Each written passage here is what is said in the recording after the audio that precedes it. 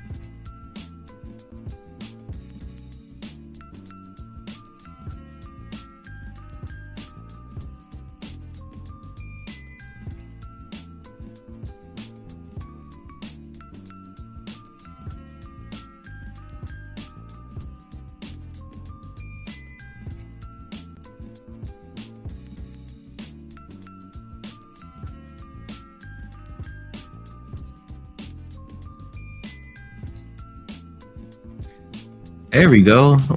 What's up, Austin? I'm just waiting on everybody to. I'm just waiting on some of y'all to come in here. I guess it was the wrong decision to go live at 10 a.m. in the morning, but you know, lesson learned, I guess.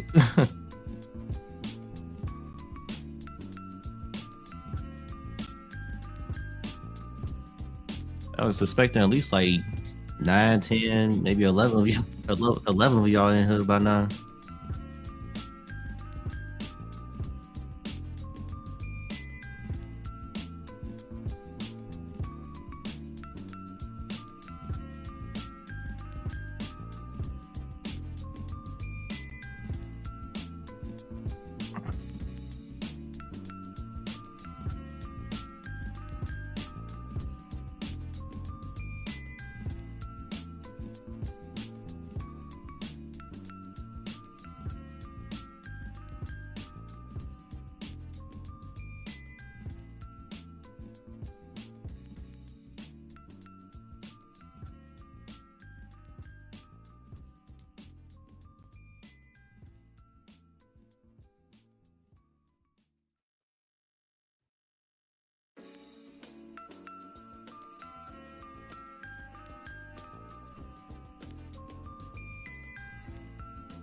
I'll say this: if nobody's not gonna show up, I might just shut this shit down. Ain't gonna lie. Ain't gonna lie. This is kind of embarrassing. I never had this happen before. I thought that people would have been filed in by now, or maybe I just need to be more patient because as soon as I said that, the number went up.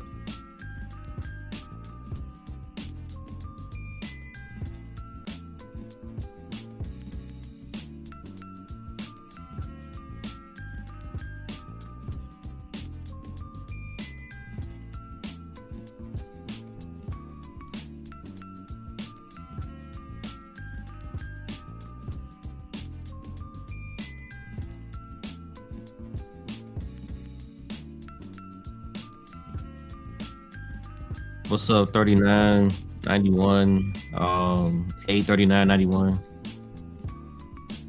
Um, no, I don't think Alice Bowman is going anywhere. I'll address it in a few minutes.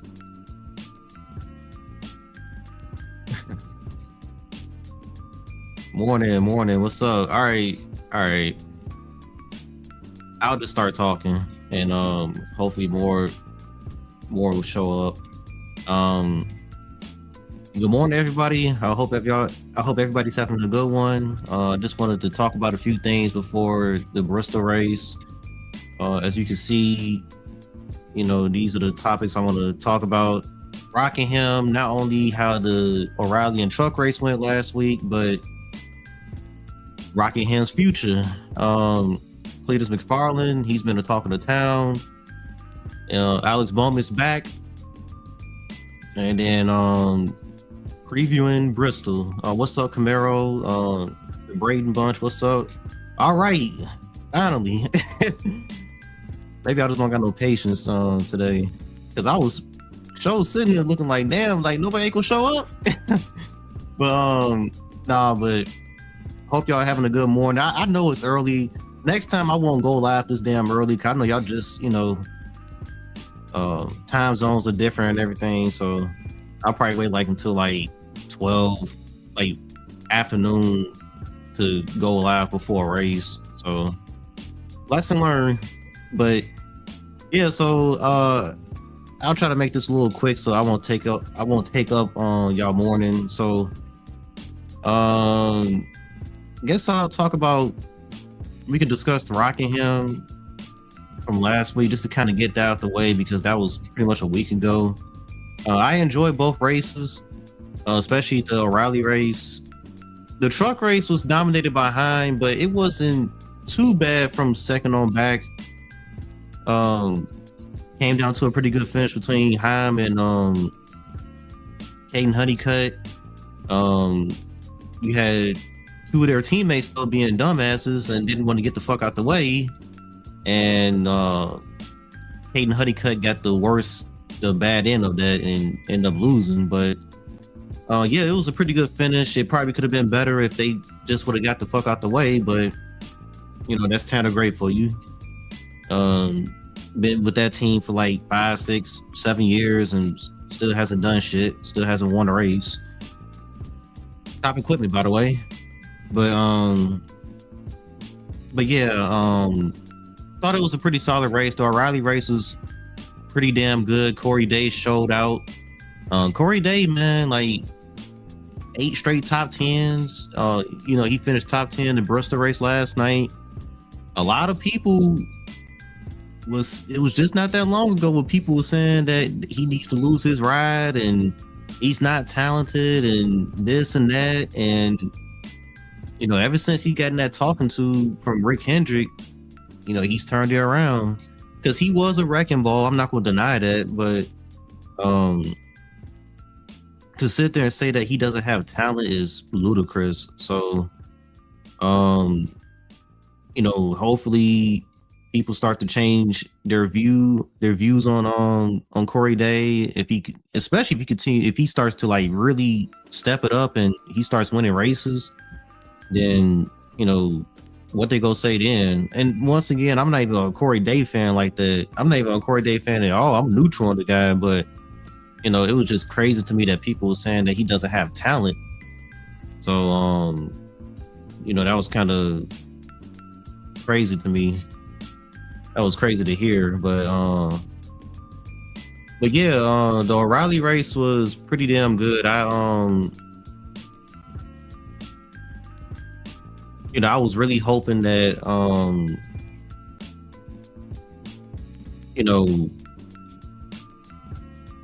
nothing. I was really hoping that the crowd would have been a little bit better. You can see the crowd right here.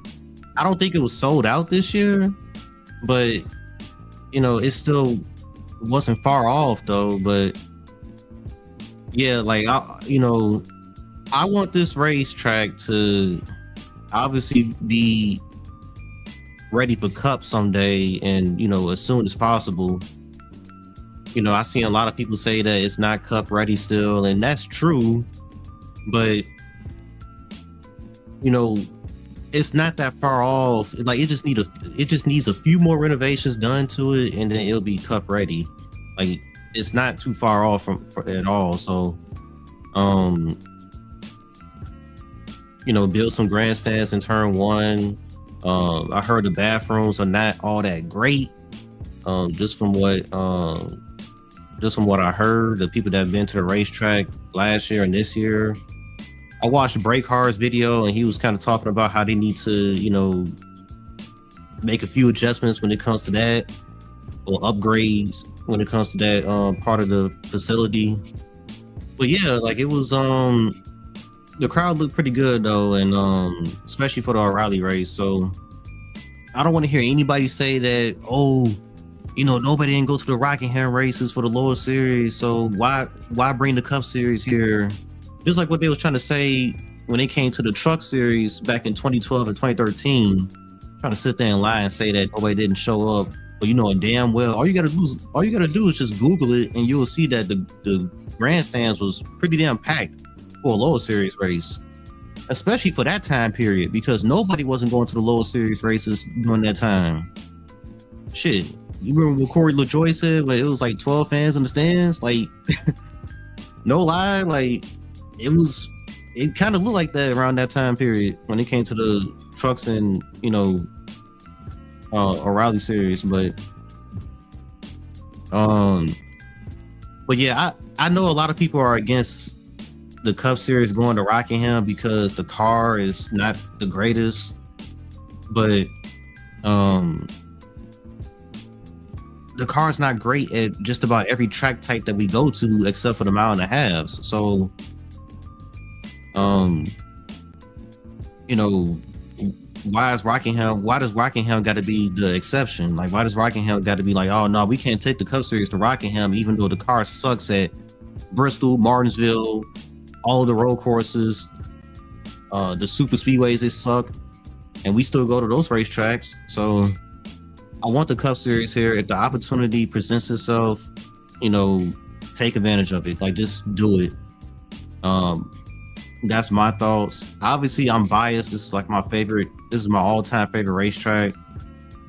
But another thing I heard people say is that this area is, if you end up adding Rockingham to this Cup schedule, it's already in the area that's kind of oversaturated, because you got 2 Darlington dates, you got North Wilkesboro, you got Charlotte, you got 2 Atlanta dates. So take a date away from a couple of those tracks, so it won't be oversaturated. So that's my rebuttal to that. But Rockingham, though, is such a badass racetrack, and it shouldn't just be for the lower series. I'm sorry.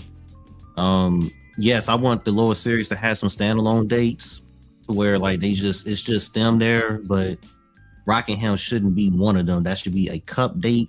It doesn't need 2 dates. Just give it a date and I'm good to go. But yeah, though, good morning, y'all. Let's see. Yeah, Corey Day is coming along pretty well. Yeah, people just got to be patient, man. People are not patient with drivers. They expect them to do great things at the age of like 17, 18, 19 years old. They just got to learn. So, I mean, don't get me wrong. There's some drivers that get in these cars and does some dumbass shit, but and they deserve the criticism. But to say that, once again, that Corey Day doesn't have talent is insane to me. O'Reilly race in Bristol was good, except for the part that it was another Bristol race where the car with much older tires was able to hold off a car with much fresher tires. Yeah, to cover that race real quick, I did watch it last night. I was multitasking. I was watching the Cars Tour race and the Nashville Fairgrounds. I had that up on my phone on my Flow Racing app, and then after that went off, the Arky East race was starting at Tucson. I was watching that, and then I was watching the O'Reilly race on the big screen. So I was multitasking last night, man. Like I was just watching nothing but racing. But yeah, I thought the O'Reilly race was pretty good. I know that Larson dominated, and but second on back was a good race, and then the finish of the race I thought was pretty good too. Yeah, it sucks that the faster car, or the car with the fresher tires, didn't win. I thought Larson was going to blow past Zelich and Brent Cruz with ease, but he had a hard time getting past them. And that just tells you that's kind of what we're going to see today with the Cup Series, especially with the car being even worse with aero and the tires. By the way, the Cup tires usually, well, the Cup tires, they said that they brought the same tire for all 3 series this weekend. So maybe, so maybe we're going to see the same thing. I think the tire wear is going to be non-existent. But like I said on Twitter recently, you don't usually see a whole lot of tire wear when it comes to Bristol anyway. Even going back to the old days, like in the 2000s or even in the 90s. Now, it was more wear back in the day a little bit than nowadays, but Bristol has never been a track where the pace will drop off by a ton. So, these cars just need to be better in traffic, man. I mean, the cars are just so bad. I mean, today, track position is going to be godlike. And I'm not looking forward to that. So, Kansas is next week, and I can't wait. That's going to be the complete opposite. You will see a lot of tire wear there, and there'll be some good ass racing next week. So, I'm already looking ahead to Kansas, to be honest. Let's see. I like to see the Cup Series give Rockingham another chance. If North Wilkesboro can come back, so can Rockingham. Facts. Because the same, and it pisses me off because the same people that was sitting there saying Rockingham is never going to get a Cup date, those are the same people that was saying that North Wilkesboro would never come back. And guess what? It's back. And yeah, it took them a while to get a Cup date, but because they started off, having an all-star race, an exhibition event, now they got a points pan race again. And with Rockingham, they might do the same thing where they started off as an exhibition event, even though I don't want that. I feel like Rockingham would thrive, right? It will thrive as a points race more than the exhibition race. So I think they should build some lights at this track. Like I said, do some more, work to it. Update those bathrooms, build, a few more grandstands, and this place will be Cup ready, man. It'll be Cup, and then the track will have a little bit more age on it by then. So who knows? Like we might see some, heavier tire wear when the Cup Series ends up going there. So I'm not giving up on Rockingham. We just need to keep pushing. And hopefully NASCAR and the track can come to an agreement, and we end up seeing it on the schedule. Will it be on the schedule next year? Probably not, but I'm hoping for 2028. Larson had words with Zelich after the race. I saw it. They wasn't arguing anything like that. They was probably just talking about what the track was doing and all that. I don't think it was anything big. Zelich and Larson are pretty cool with each other. I don't think it was anything bad. Let's see. But yeah, like I guess I could bounce over to the Cleetus McFarland news. So this guy has been the talk of the town pretty much since the season started, when he entered the Daytona race, and not the Daytona 500 but the truck race at Daytona. And I ain't gonna lie, like before last year I never heard of Cleetus McFarland. My brother told me about him because he watches his channel, and I ended up checking some of his shit out, and he makes some dope content. So he's been the talk of the town. He kind of started, when he got approved to race the O'Reilly series at Rockingham, it started this whole debate about the approval process. And I'm going to agree that the approval process does need to be looked into. Like, Cleetus is not the first driver to where he's clearly not ready, but NASCAR ends up approving him anyway. You know, you look at Jesse Owuji, you look at Natalie Decker, you look at I don't know how Chris Wright has a NASCAR license. Like, you look at some of those people, for example, and somehow they get approved even though they are way off the pace. And you can see it, and that's dangerous. And you know, yet, and you know, I try to be like fair with this. Like, I'm not going to sit there just because I like Cleetus McFarland doesn't mean that I'm about to just be like, oh yeah, I think he should be approved to race Talladega. No, after what I saw at after what I saw at Rockingham, he did great in the Arca East race. He finished 4th. I mean, he made some passes. Like, he looked like an actual race car driver out there. But when it came to the O'Reilly race, he took off, I think like lap 3, he took it 3 wide. I'm like, dude, what you doing, boy? Like, you know, everybody kept saying all week, like, don't do anything stupid. He goes into turn 1, taking it 3 wide. That was pretty stupid. And then it didn't look like he got fast as the race went on.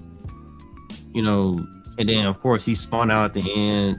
To me, after looking at all that, after evaluating all that, I came to the conclusion that I don't think he's ready for Talladega. And NASCAR ended up making a smart decision by not approving him for Talladega. Because even though Talladega is a easy track to drive on, like, I can probably hop in a NASCAR and drive around Talladega full speed. But when you get in that pack and you got all that, you know, that air, you know, the turbulence and all that going on, you know, the car is going to behave a lot different. So, and you know, one little mistake and he can end a lot of people's days. So I think NASCAR was looking at that and they was like, nah, we got to see a little bit more from you. He is approved to run the short tracks in the Truck Series and the ARCA Series, of course. And I think they even said the O'Reilly Series. But super speedways and all that, the big tracks, no. And you know, smart decision. Braden Bunch, you said massive W from NASCAR in my book. I like Cleetus and I think he's great for the sport, but he's nowhere near ready for the big leagues. Facts. I agree. You know, and this isn't anything. People that says that ends up saying things like this, we're not attacking Cleetus. We just want him to be we want this to work out for him. We don't want him to run in the O'Reilly Series and then he ends up making an ass of himself because he clearly wasn't fucking ready.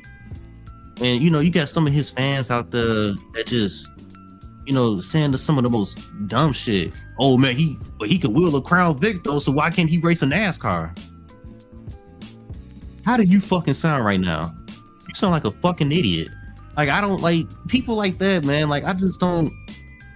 It's clear that Cleetus can drive. He can drive a car. He got good car control, but this is a totally different beast. This is not, you know, this is a little bit more serious than racing some Crown Vics. So, you know, people like that, I just don't understand their logic, because it's clearly a big difference. But like you said though, and I think somebody just said it, Braden Much again, give him some more ARCA time and trucks. Give him some more ARCA and truck starts and see how it turns out. I agree. I feel like he needs to run a full season of ARCA. I feel like that's his home right now. You saw how he ran that ARCA East race, and you see how he ran Daytona earlier this season when he started like around like, I think he restarted like 20 or something with a few laps to go, and he made his way he made it all the way up until 11th. And I was just kind of sitting there looking like, damn, that was impressive. And I was watching him. Like, I was looking at the battle for the lead too, but I was also looking at him. I'm like, damn, like this dude actually, He looks confident out there. And he was talking about, I watched his vlog, you know,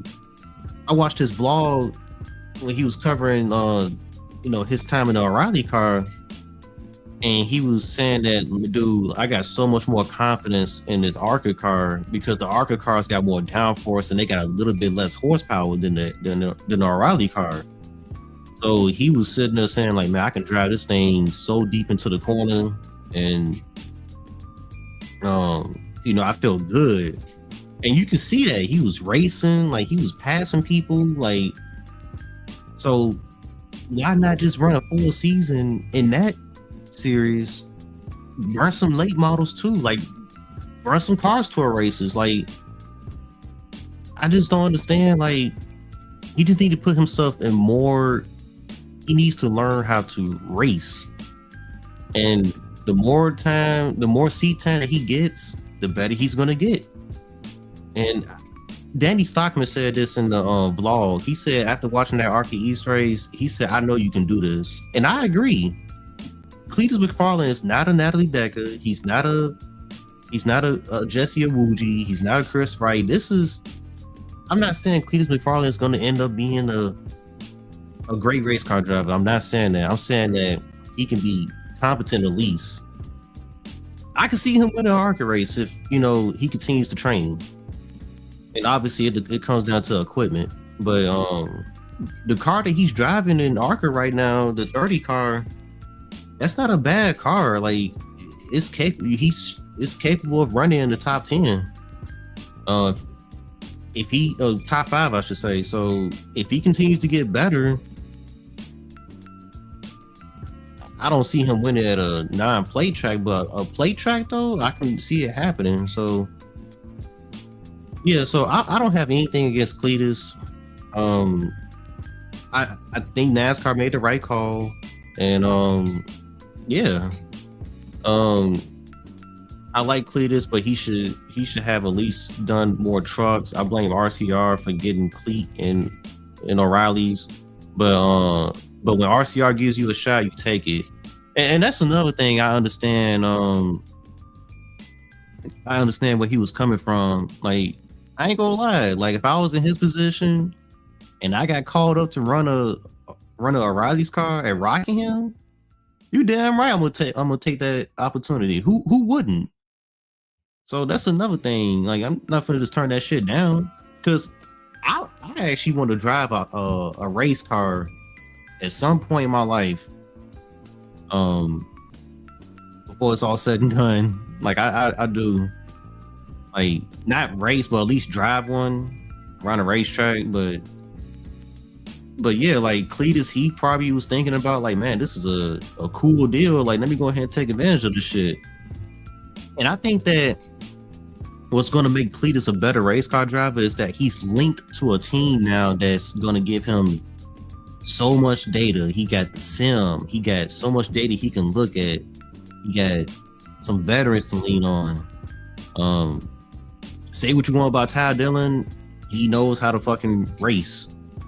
He's had some success before in ARCA and in trucks, and even O'Reilly, he got a win before. So I know some people will say, like, why is he leaning on Ty Dillon for? Like, he knows what he's doing out there. So that's another thing. I would like to see him in a better ARCA car. It'd be nice if he can hook up with oh my god, what's that team called? Pinnacle Racing, the 77 car. I would love to see him hook up with that team next year.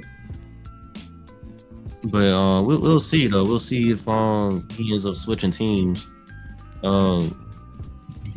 Master Champ, what's up?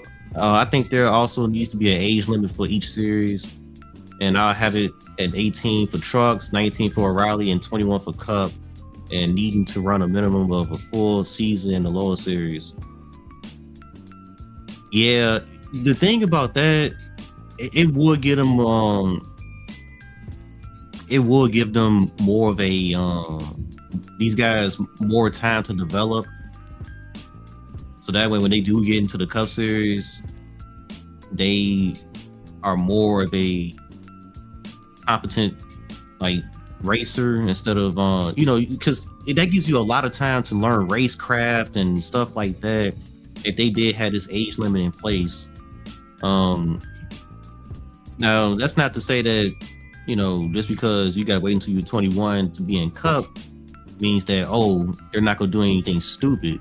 I mean, we see some guys that's in their 30s do dumb things, 10-year veterans and shit that ends up doing stupid shit.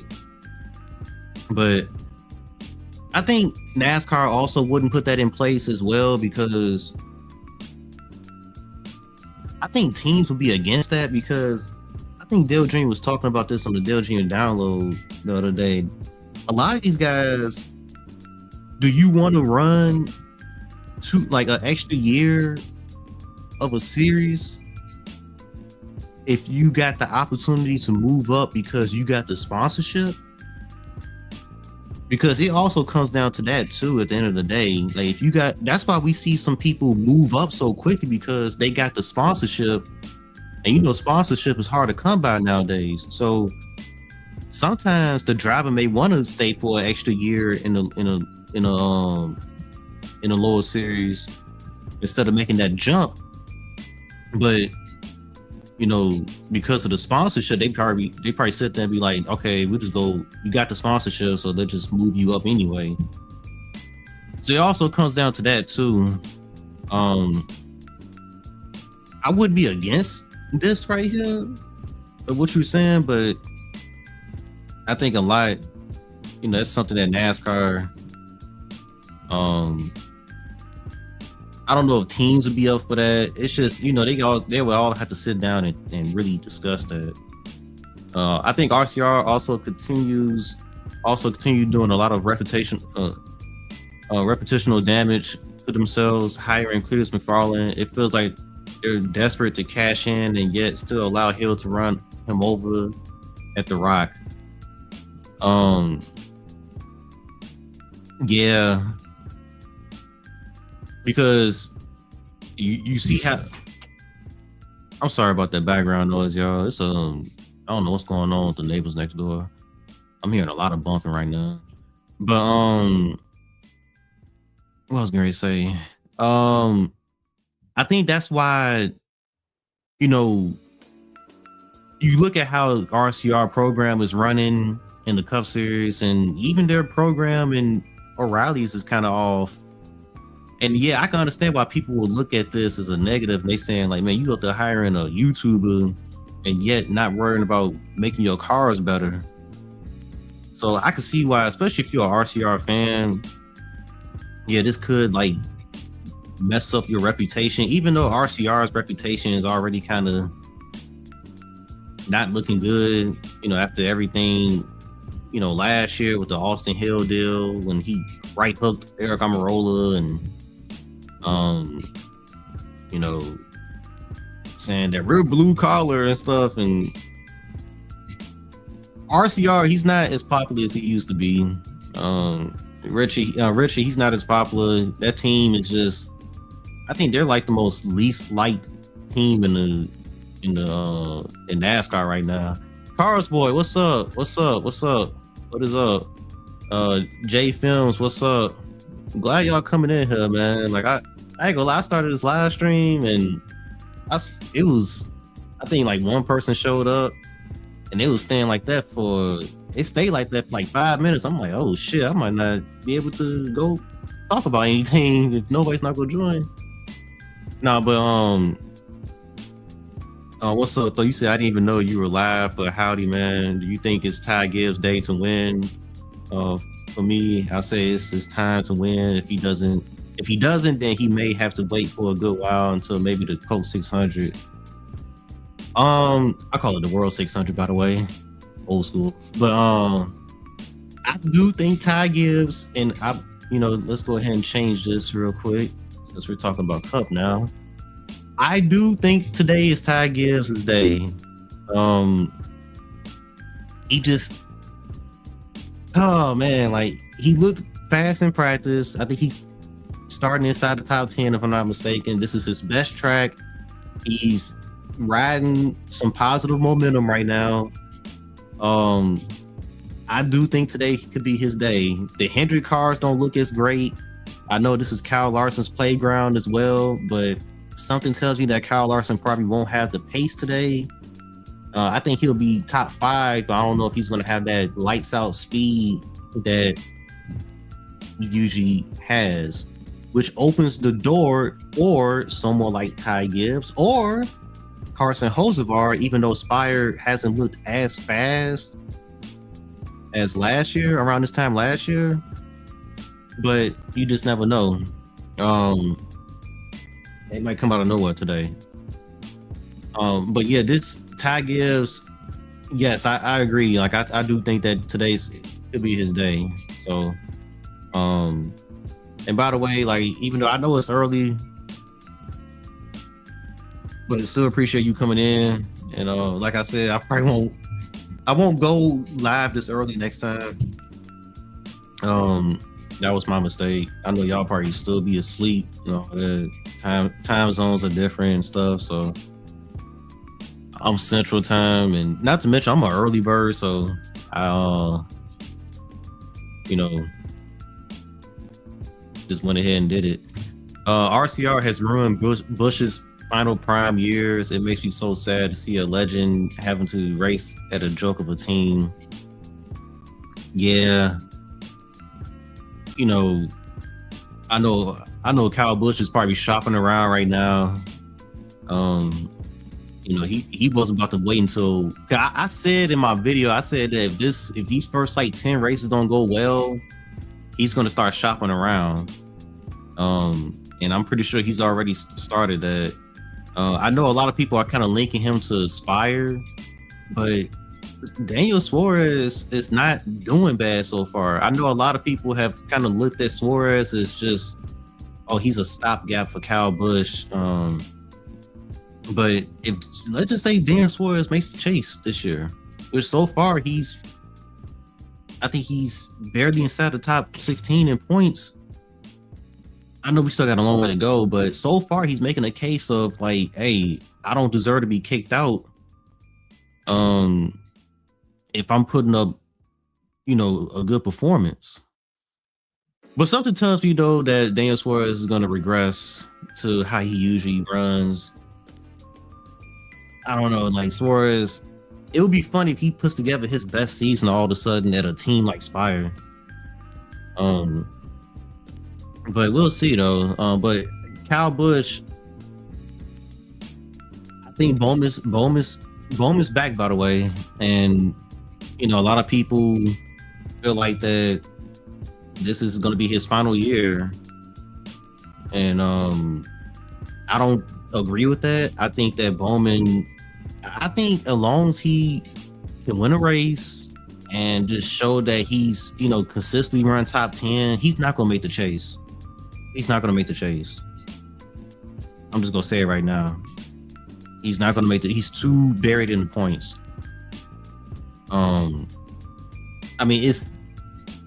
He's not too buried, but he's back there though. From 16th. He would have to go on a tear if he wants to make the chase. And before that vertical issue, he was running subpar. So, actually, he was doing pretty terrible before the vertical issue. So, and then Bristol is kind of a crazy place to come back to after just suffering that. But they cleared him to race. They ran through a bunch of tests, and I guess he'll be fine for today. So, yeah. But going back to Kyle Busch though, the Hendrick, he's not going to have a Hendrick opportunity. I don't think. That's real slim. Cindric possibly can be out of the 2 this year, but he's doing decent right now. But I don't know. So Spire is like the only realistic option for Busch, because you never know. Michael McDowell might retire after this year, and Carson Hocevar is not going anywhere. He just signed a contract extension, so he can take over possibly the 71 or the 7. But yeah, Bush options are not as wide open.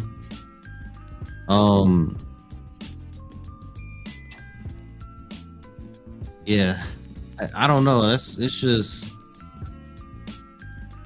kind of tough to say. RCR is basically what Roush Fenway was 5 to 10 years ago. Basically, a team a team that used to be successful years ago but has fallen off hard ever since. Yep, pretty much. And shoot, honestly, can you argue that they were a powerhouse, like in terms of like equipment? And they just, honestly, I feel like that Dale Earnhardt and Kevin Harvick was so freaking talented that they made RCR look like they were a Hendrick Motorsports or Joe Gibbs Racing. Because the moment they put like a driver that's not, super talented in the car, they look, pretty mediocre. And, Kyle Busch has fallen off too. Let's not sit here and act like that he's still prime Kyle Busch, like as a driver. He's fallen off. This car doesn't suit him. Now, it would have been interesting if this was like still the Gen 6 car. Like if they never switched to the Gen 7 and he moved over to RCR and this was still like the Gen 6 era. How would he be struggling this bad still, or would he be running better? Because he admitted plenty of times that he doesn't care for the Gen 7 car. It doesn't suit his driving style. So that's something to think about. Like I wonder if anybody else thinks about that, where if this was the Gen 6, would he be thriving a little bit more than what he is now? Let's see. Ty Gibbs is also pretty good. Gibbs is pretty good at Kansas. He can win next week. Yeah, that's more of a 2311 track, but yeah, the Toyotas in general at Kansas it's always the Toyotas versus Kyle Larson at Kansas every year. Like it's just about I got like a funny picture I made. Took one of the Monday Night Raw graphics and placed Kyle Larson versus like the entire Gibbs organization, or Toyota versus him, because that's what it comes down to all the time. I like that rivalry. Obviously, who I want to come out on top. I'm more of a night owl myself. I'm not a night person at all. I don't like to stay out late. I'm just not that type of guy. How much longer does McDowell Racing Cup? Perhaps KFB goes to the 71. Yeah, I was just talking about that. Like maybe I know Suarez is an option. I mean, not Suarez. I know Suarez can possibly get the boot. But like I said, he's been off to such a good start that if he continues this throughout the whole season, they may not kick him. And Michael McDowell, he's getting up there in age. I think he's like, 41, 42, I think. I don't know how much longer his contract, how much more longer he has on his contract, but he's another option possibly of like, his car can get freed up is what I'm trying to say.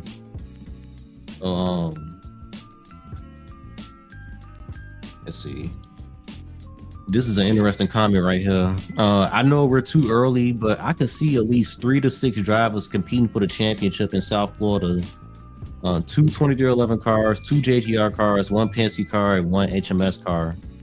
So I made this prediction when I made my predictions video. I think that as well. I don't think 6 drivers, but I do think that it's going to be 5 drivers mathematically still in it at Homestead to win the title. I think 4th and 5th might be, it's going to take a lot for them to win it. But I think like the top 3, they're going to be on top of each other kind of like how it was in 2004, where it was 5 drivers that had a mathematical shot. Mark Martin and Dale Jr. It was going to take a lot for them to win the title.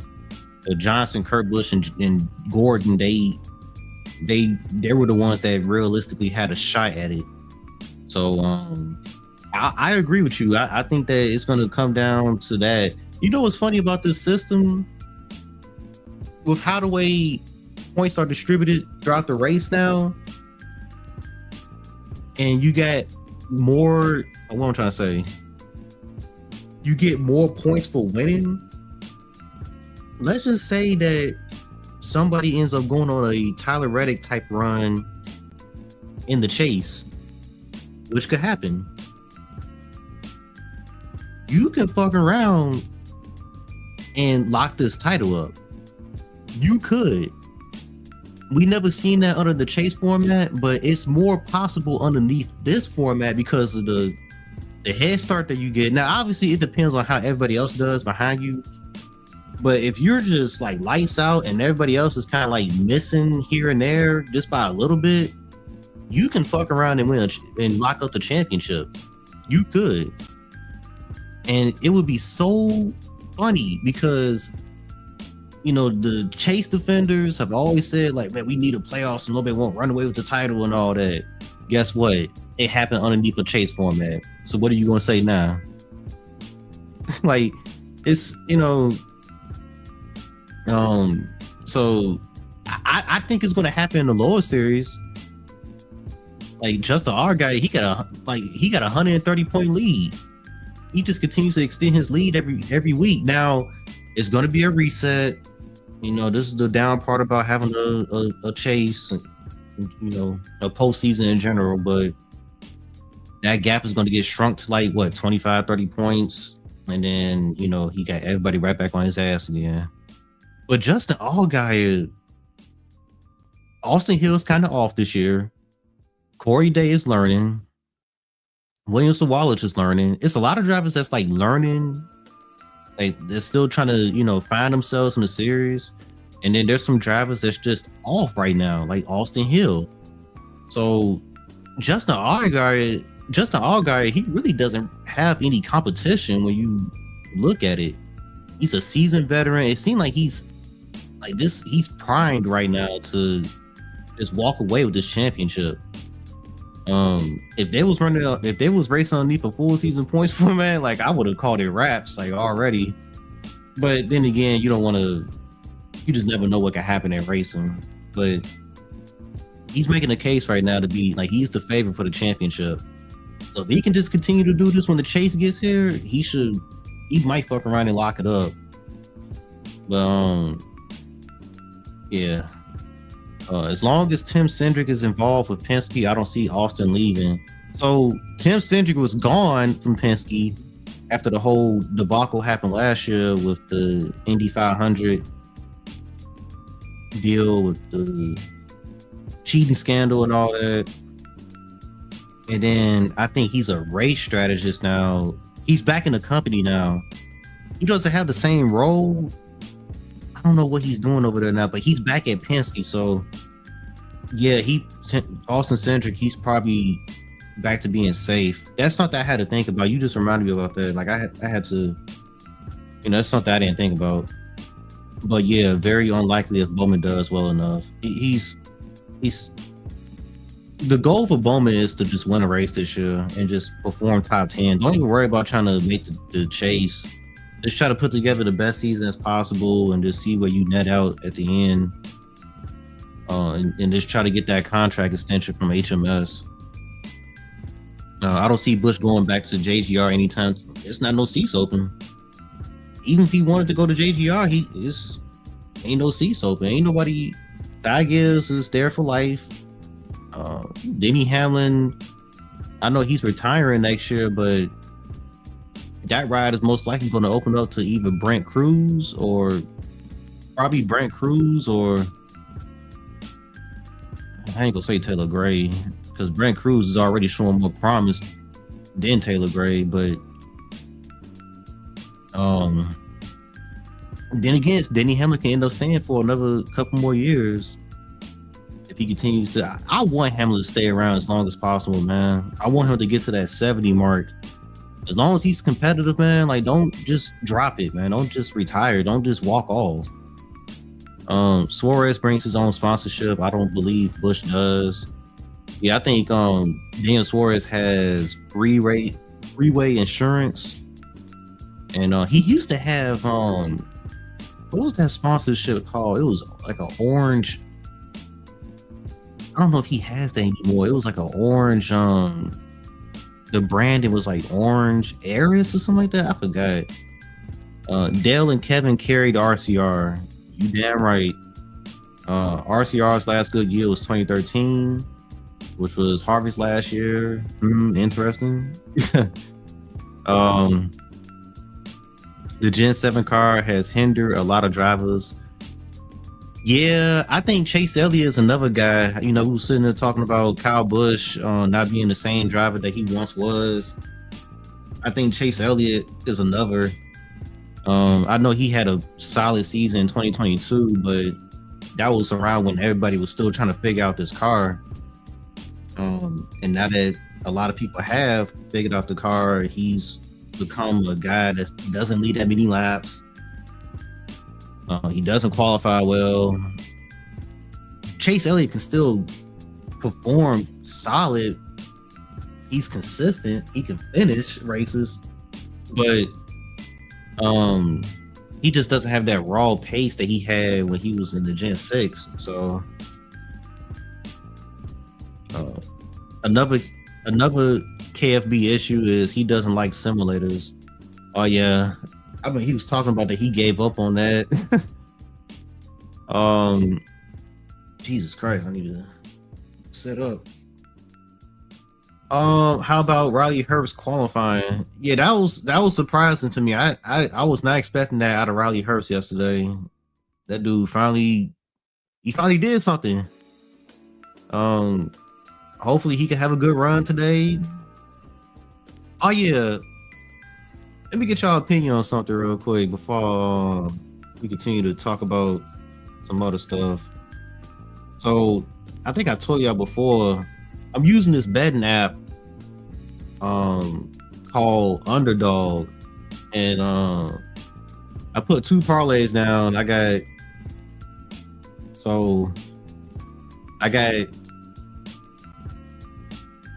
just went ahead and made 2 parlays. I just went ahead and did it. The first one is I got Kyle Larson finishing 6th or better, Chase Elliott finishing 14th or better. I got Logano finishing 14th or worse, Osafar finishing 9th or better, Ty Gibbs finishing better than 7th, and Keselowski finishing better than 14th. I feel more confident with that one than the other one that I did. If I had to guess who's going to screw me over, it's probably going to be Logano. He's probably going to get better than 14th. Because I ain't gonna lie, when I submitted it, I'm like, damn, he might mess around and grind it out. The second one I got is I got Christopher Bell finishing better than 8th. I got William Byron finishing better than 10th. I got Bubba Wallace finishing worse than 14th. I got Ross Chastain finishing better than 10th. I got Blaney finishing better than 4th. I got Austin Cindric finishing worse than 13th. Pretty big payouts for both of them. If I can win, but something tells me that I'm not, because I've won a couple of times, but it's been like small payouts. It's been small payouts. You don't know about that Byron pick? I know he's starting deep in the field, but Byron seemed like he can always find his way into the top 10. He kind of reminds me of Chase Elliott in a way. Like, he can just find his way into the top 10 somehow. So, I don't know, man. Wish me luck, man, because I got some friends and family that has hit like some not huge jackpots, but like they won like a pretty good amount of money. And meanwhile, I'm out to winning like $10, $15 and shit, man. Like, come on now, like, fuck. But Yeah, thanks. I appreciate it. Thank you. But yeah, they've been getting lucky, and I haven't. So maybe I use all my luck up in the league races I be doing on NASCAR 25. I don't know. Maybe if AJ goes back to the Raleigh series again, Bush can go over to college whenever Dodge joins NASCAR. Probably not going to happen, but who knows? That sounds college. If Dodge comes next year, then yeah. But do you really think that Kyle Busch is going to want to go to a team that doesn't have any manufacturer support? If they go another year without manufacturer support, I don't think Kyle Busch is going to want to go over there. But if Dodge comes next year, then yeah, he might head over there, and that'd be crazy to see Kyle Busch driving a Dodge. Like, I mean, it's when he went over to Chevy, I mean, it wasn't anything new because he was driving Chevrolets before he came over to Toyota. But the fact that he'd be in a Dodge, like, that'd be crazy. That'd be freaking crazy. Oh yeah, and after doing the math, even the 16th driver seated in the chase, even if they have 10% races and wins all the last 10 races, they still won't likely win the championship. Yeah. Jesus Christ. Yeah, it's gonna be interesting, man. I mean, the 16th driver being 100 points back to start off, it's gonna take a lot, man. Like you said, it's gonna. You can do all that and still probably won't win the championship. It's gonna be interesting. It's gonna be, I don't like the points reset. I'm a full season points guy. Y'all know this, but still gonna be interesting though when it gets here because of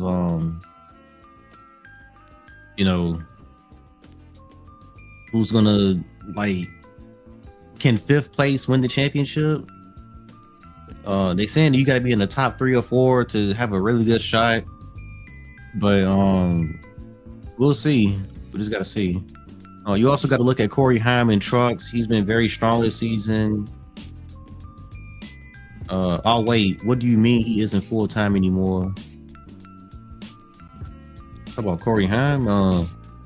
The fact that he's leading the points right now in trucks. Well, he was leading the points before Bristol the other night, and he's not championship eligible is hilarious. And he's missed 2 races, so that's insane. Corey Heim better be in the Cup Series next year, man. Riley Hurst can take his ass over to that 3rd Legacy Motor Club car. Go over there,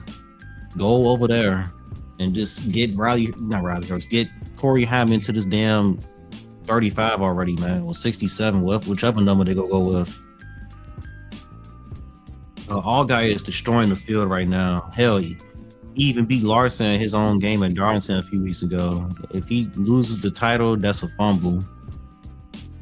Yeah, I hope that he doesn't.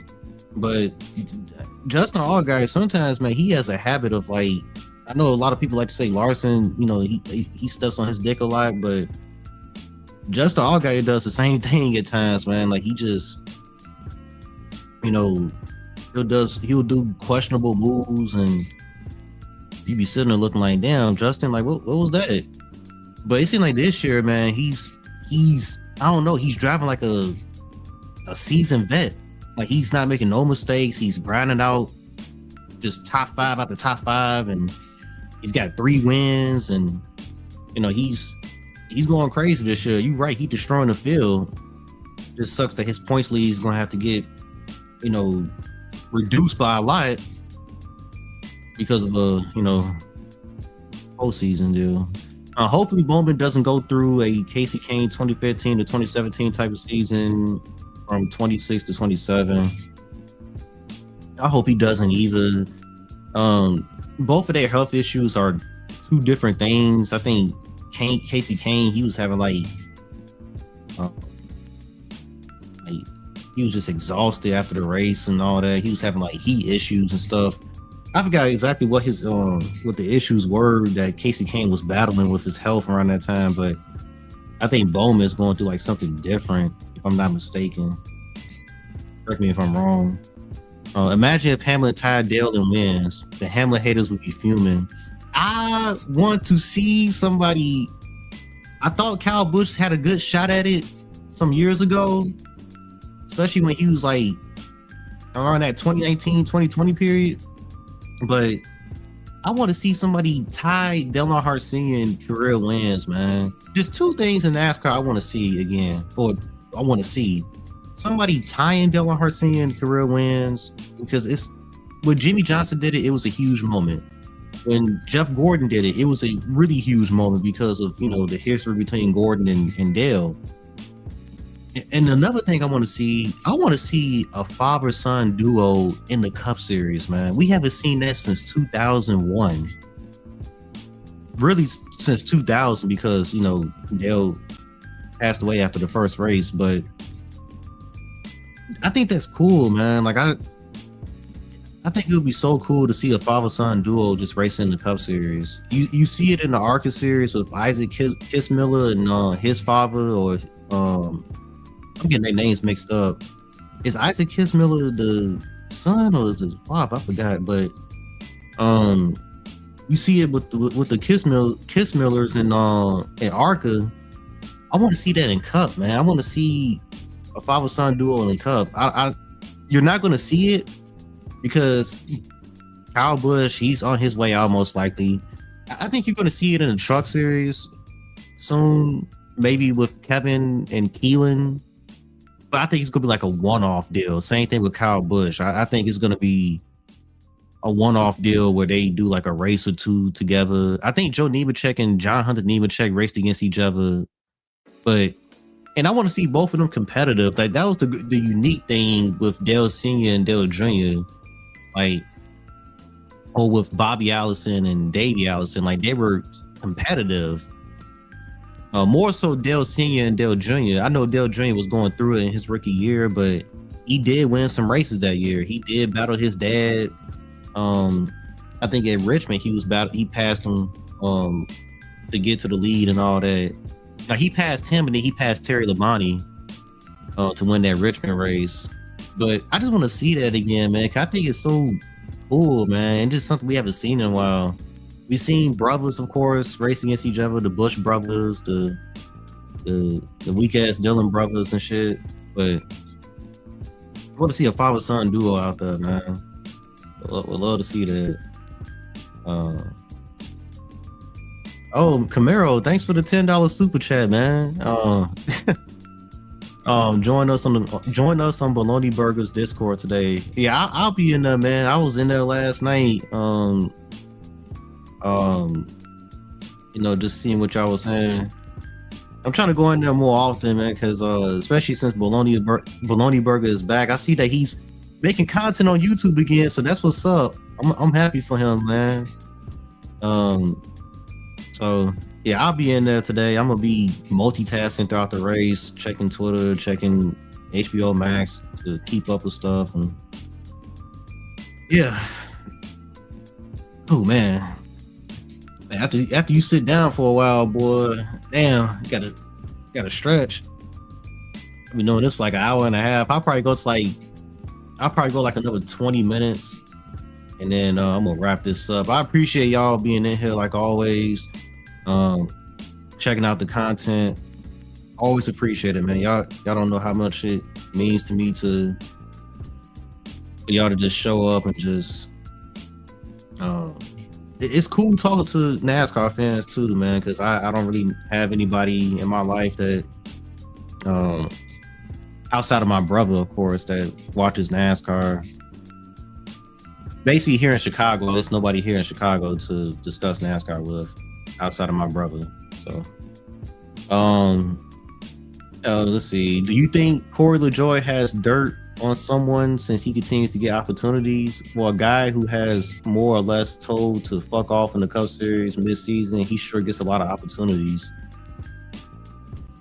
I don't think so. I mean, we see guys that's worse than him. Let me say this about Corey LaJoie. I know I made a video on him a couple like last year talking about how he screwed himself, because he doesn't take the opportunities or take advantage of the opportunities that's presented to him.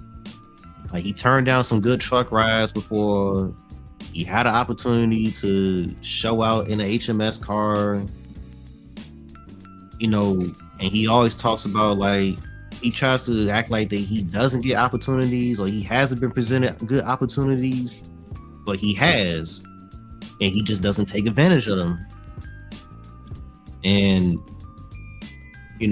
so at the end of the day, it's your own fault. Now, with that being said, I think he's a good truck series driver. And that's why people kept, like, that's why I was getting frustrated when I heard that he was turning down great opportunities in the truck series, because you can be a truck series, like, lifer and succeed down there. He could be just like his father, Randy LaJoy, just in in the truck series where, yeah, like you may not be cup caliber, but you can drive a truck really well. You see what he's doing. Like, go back to last year when he was driving those fire trucks. He was collecting some good finishes. He was collecting some really good finishes. Like, he was getting a bunch of top 10s. And then you look at the colleague, you look at what he's done this year in the Ram program. The Ram, they have not done great this year so far.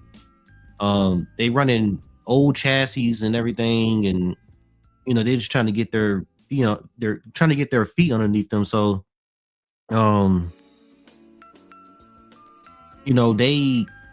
but every time he hops in a Ram, he's usually the best running Ram out of the 5. So, and he's finally taking that opportunity that people kept saying, like, man, just run trucks full time, and he has now, and I hope he sticks with it, because I feel like the Rams, they're going to get better. They're going to get better. They're going to be contender for wins eventually, like sooner than later. Corey knows how to build a team.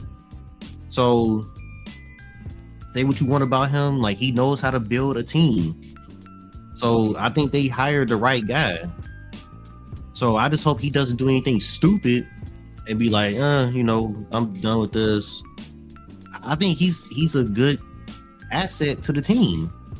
So that was my whole beef with Corey LaJoy, is that you try to make it seem like you this guy that doesn't get opportunities when really you have gotten opportunities. And it's just so irritating that you trying to play this like, oh, poor me, when really you haven't been in that position. You just turned them down for whatever reason. So, yeah, I just never understood that about him. I never understood. And then, saying the things that he said about the lower series, like, I don't want to race in front of 12 people. Like, all right, bro, like, you doing it now. So I'm fascinated to see if Dodge goes to Cup in 2027. What team other than Collie goes to Dodge, and what drivers sign on. I would love to see Trackhouse go to Dodge. I would love to see Spire go to Dodge, because you're never gonna beat HMS. You're never gonna be where HMS is at. It's the same thing with the guys over at Toyota. You look at Legacy Motor Club, you look at who's with Ford. You're not gonna beat those teams. HMS, Penske, and JGR are always gonna be the top teams until a fourth manufacturer comes in. And then, you're never gonna have that tier 1 support. Or you're just never gonna beat them until a fourth manufacturer comes in. So you might as well take your chances with that fourth manufacturer, so that way you can take it to them truly. Because right now you're just fighting for 10th most weeks. So, that's why I really want to see a new manufacturer in the sport, because it's going to create more competition. more teams are going to be more teams are going to be competitive. Right now, it's just the Penske, Hendrick, and Gibbs show for the most part, and then on an occasion you may have a Spire show up, a Trackhouse, a RFK show up and take it to those guys. But it's not consistently. I know a lot of people are getting tired of the big three teams, but they got a stranglehold on the series right now. So you're gonna need a manufacturer or two in order for them to get truly what I'm trying to say.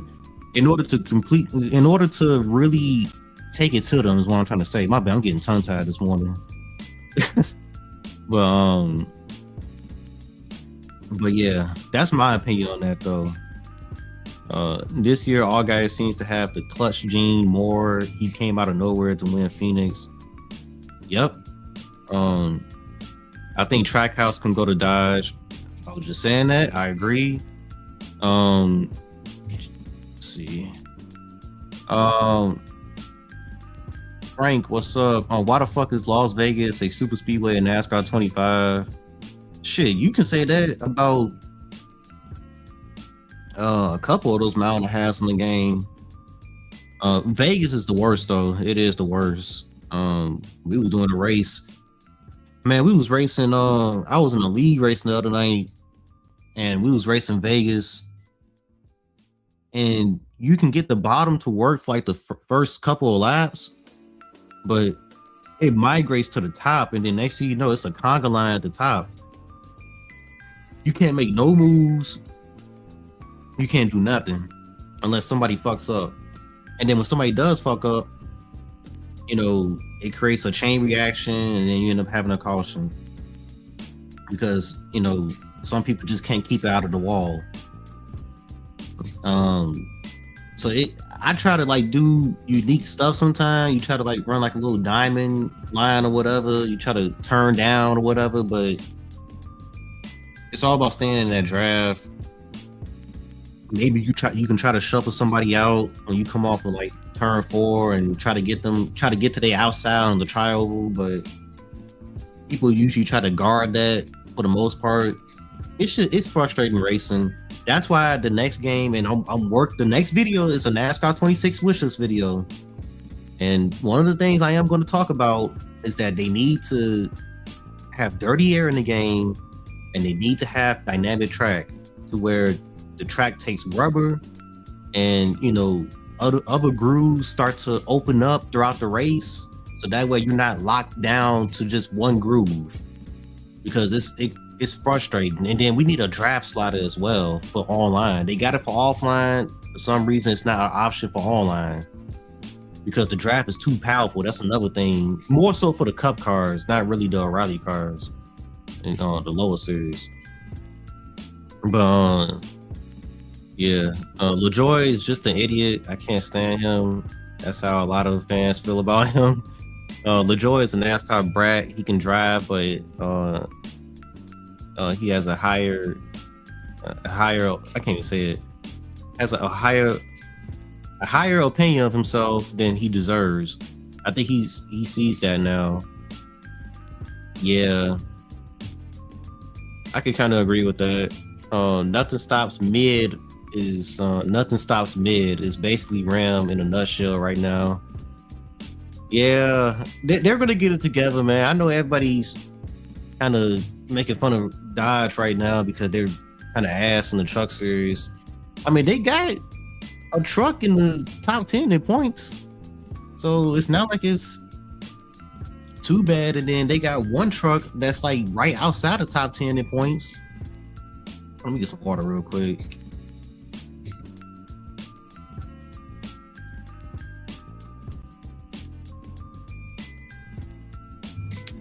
Yeah, so it's not like they're too bad. So they're usually mid-pack. They could be way worse. They could be all 5 of their trucks can be dead last. So they got some pace, and I don't know if they're already starting to build their own chassis or what. or I don't know when they're gonna start getting some upgrades.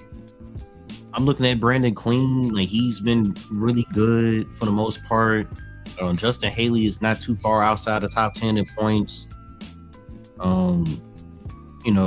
So they're gonna have Parker Kligerman in the car in one of their trucks next week, and they're gonna have him in Texas. So that's what's up. It was something else I wanted to talk about that happened on Twitter a couple days ago. Oh yeah, so I'll get back to y'all comments in a minute. So, and I know I'm bouncing around like usual when it comes to topics, but so I made a tweet the other day, and you know that commercial that airs, the Toyota commercial with that features Jay Avedissian, and I was sitting there just, it kind of rubs me the wrong way that she's in a commercial that hypes her up, making it seem like that, she's, don't get me wrong, she's talented, but I just hate when they do this thing to where you're airing this commercial on during cup races, and she's this driver that hasn't won anything in NASCAR yet. And I just feel like that's a lot of pressure. I'm looking out for her. Like, it just puts a lot of pressure on someone like her. They kind of do the same thing with, yeah, they did it with Tony Breidinger too. But, at that point, we already knew that Tony Breidinger was garbage anyway. Jay Avedissian actually looks legit so far. And I just, I don't like that they have like that commercial would have made sense to air after she made it to the Cup Series, and they could have showed her like dominating like the arc, like they could have showed her dominating her way up the ladder. Like she was dominating ARCA, she was dominating trucks, she was dominating O'Reilly, and then they could have aired that commercial doing her rookie season in Cup. Yeah, I'm just girl driver, but that didn't stop me from winning on the, stuff like that is basically what I'm trying to say. So, but to air a commercial like that, and she hasn't won anything, at least in NASCAR, like she's had a lot of dirt success, and she's won a couple of late model races so far, but just let these people build their resumes, man, before y'all end up pushing them like that. But I deleted that tweet though because people was getting the wrong idea. I think Haley and Butterbean will win the race. I ain't gonna lie, I made a prediction earlier this year saying that I think they will win at least one race. I think Haley can at a super speedway, even though they already ran 2 super speedways. They only have 1 left, by the way. So he looked strong at Daytona. Butterbean, I'm starting to question that prediction now, but yeah. Have you seen Real Radman's NASCAR 25 Bristol video? Poor dude. No, I haven't seen it yet. I gotta sit down and watch his he made a NASCAR 26 video recently. Anytime somebody makes a NASCAR 26 wish list video or whatever, or they talk about the next game, I'm gonna sit down and watch. What races are you going to this year? I'm going to Chicagoland. So me, my brother, my mom and dad are going to Michigan, and this is the first time that it's other people joining along that's not me and my brother. So it's gonna be the 4 of us at Michigan. All my other siblings and stuff, they don't want to go. I got a lot of siblings, and me and my brother, we the only ones that's into NASCAR. And my dad loves NASCAR. He's the one that got us into it. So yeah, my mom wants to experience it. She's never been to a race. So yeah, Michigan, we're going to Chicagoland, just me and my brother. We got me and my brother got a friend from California that's gonna travel out to Chicago to join us. We already brought our tickets for that. Never been to Chicagoland before, man. Even though it's only like 40 minutes away from me, which is still crazy to me, man. Because been watching NASCAR since 2001 and never been to that race for whatever reason. But and then we're going to the Brickyard 400 again. That's gonna be our third Brickyard 400 and our fourth time in general at the Indianapolis Motor Speedway, because we went to the Indy 500 last year where I got to see my favorite driver Kyle Larson crash out in person. So, and then I got in the car, threw it on Amazon, and saw him crash at the 600. So that was I didn't know how to feel about that, man. Like I didn't know how to feel that day. Like I'm at this big race, my favorite driver crashes. I'm just like, man, fuck. Then the race wasn't all that good. Like the lead up to the race was incredible. Seeing the Indy cars going 230 some miles per hour flying past you was cool. It was great being at the Indianapolis Motor Speedway, like with it filled to its capacity, like its full capacity, 300,000 people. It was insane. But the race wasn't all that great. The finish wasn't all that great. My favorite driver crashed, so I was kind of frustrated leaving. It was like a 3.5 hour drive back. I threw it on Amazon, as we, driving back, and I saw Larson wreck. I'm just like, man, this is not my day today. But yeah, and then I'm getting caught up in other stuff. And then the last race is Gateway. So I'm doing 4 races this year. I'm going to 4 racetracks. So yeah, so let me know what races you going to, man. That 25 truck has been false advertising outside of Daytona and St. Pete in Texas. Yeah, they even putting Ty Dillon in there, or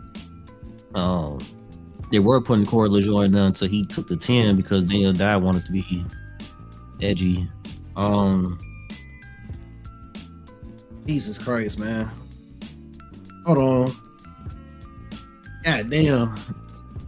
Like I said, I'm gonna probably go like 5 more minutes, y'all, and then I'm gonna get up out of here. 5 or 10 more minutes. But man, this is starting to hurt. Let's see. If it was Tony Bridinger doing that ad, oh man.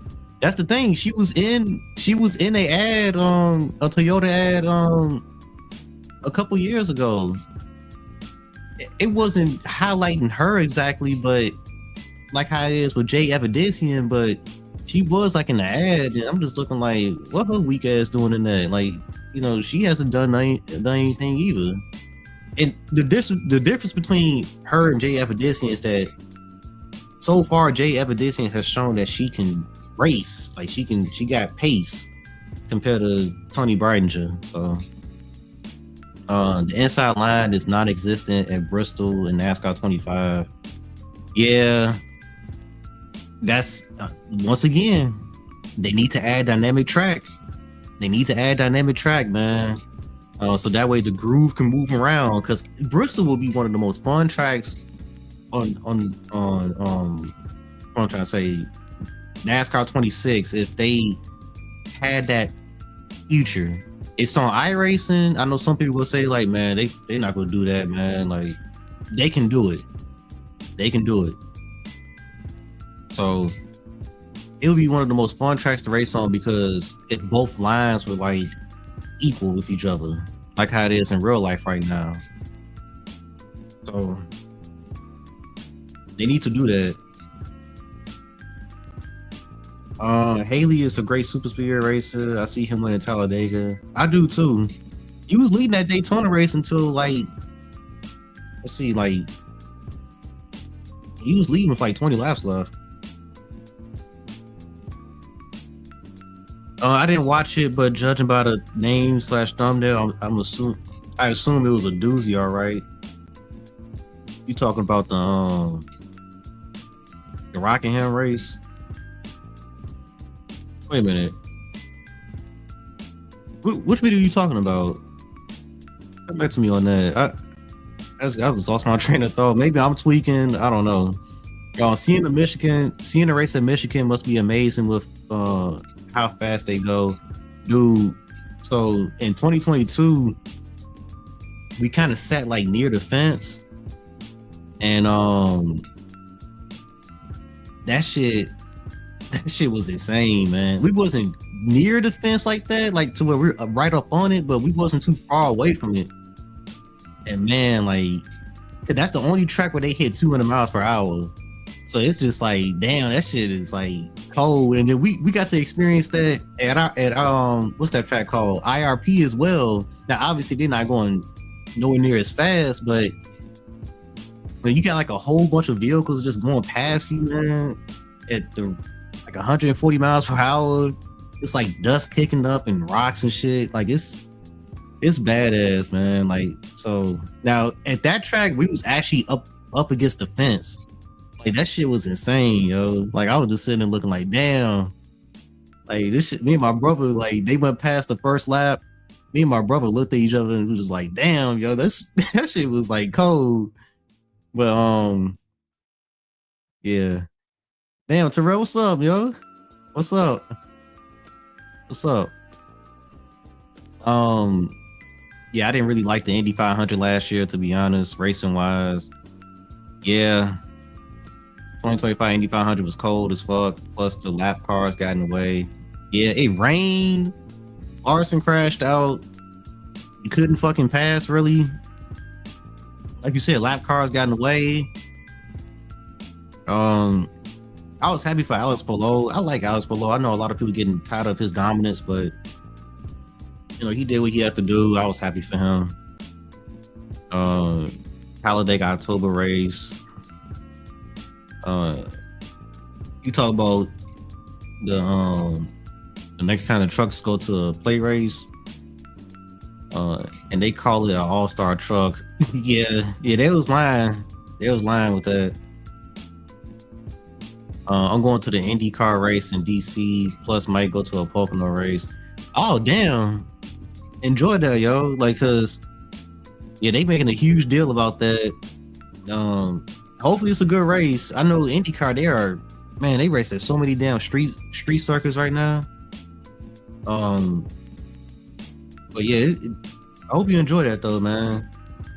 Hope you enjoyed that. I'll be watching from home, of course. I'll be going to Pocono for the 5th year in a row. That's what's up. That's what's up.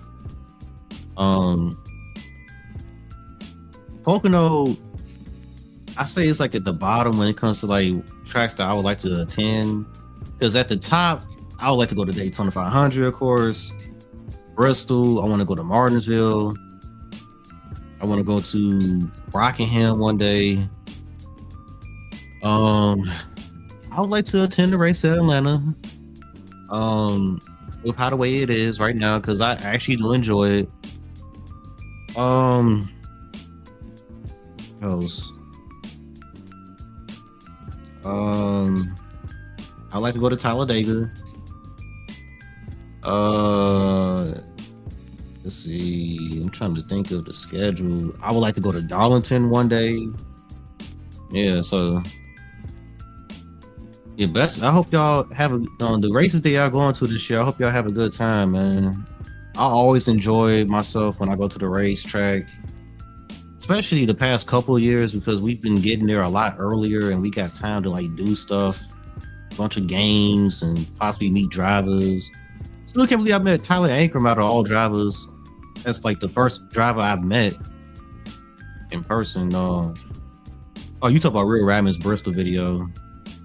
Got you. Seeing the racetrack back when they had 900 horsepower at Michigan must have been so cool. I hope one day they get 900 horsepower back in the Cup cars. Yeah, dude. Like if they do that, man, we might get tickets at the fence.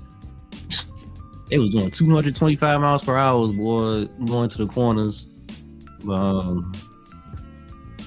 Yeah, obviously, yeah. Like I want these cars to be unrestricted again and making a ton of horsepower. But that's gonna be it, y'all. I've been at this for an hour and a half. I'm about to take care of a few things before this race come on. Thank you for coming out. Daytona is awesome. I went back in 2017 for the Clash. Dude, I gotta go, man. Everybody says that Daytona is an incredible facility. It's like one of the best facilities. I feel blessed that I went to the Indianapolis Motor Speedway as many times as I have. I got to experience Daytona one day, like sooner than later. So, but yeah, oh, the Viking. Let me say hello real quick. Big, what's up? What's up? Man, you joined at the wrong time, man, because I'm about to go ahead and wrap this up. One last thing. My next video is the NASCAR 26 wishlist video. I'm gonna try to have it out. What was I about to say? I will try to have it out hopefully next week. Hopefully, I'm almost done recording the audio for it, and then I'm gonna edit it throughout the week, and then hopefully have it out to y'all. And then I got a lot of interesting videos coming, man. I wish I can just show off the thumbnails, but the thumbnails are done. I just need to hurry up and get these next couple of videos out. The 26 video, and then I got a tier list video coming after that one. So and then I got some heavy topics I want to talk about, like some heavy stuff. So yeah, so I'm gonna go ahead and head up out of here. I hope y'all enjoy the race. It's probably not gonna be good, but yeah, hopefully good luck to y'all favorite drivers and stuff, and hopefully I can hit my parlays. And yeah, so until next time, y'all, I'm gonna roll up out of here. Peace.